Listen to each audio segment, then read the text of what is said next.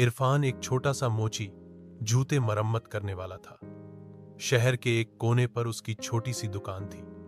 दिन भर लोग आते, जूते ठीक करवाते और चले जाते। इरफान हमेशा ईमानदारी से काम करता, कभी किसी का पैसा ज्यादा नहीं लेता और कभी झूठ नहीं बोलता।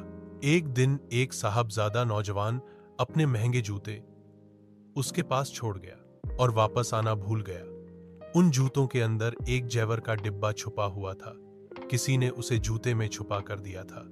इरफान ने वो डिब्बा देखा और फौरन पुलिस स्टेशन चला गया। उसने जेवर वापस कर दिया और कहा, मैं मोची हूं, चोर नहीं, मेहनत से कमाता हूं, हराम से नहीं।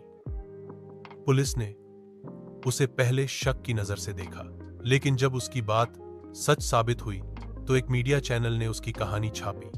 अगले ही दिन इरफान की दुकान पर लोगों का तानासुब बढ़ गया।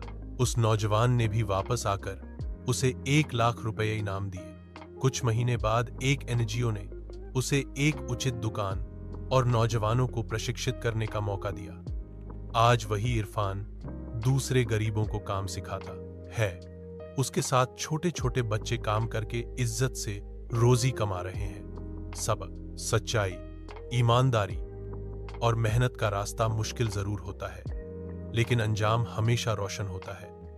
हर सच का कभी न कभी इंसाफ होता है।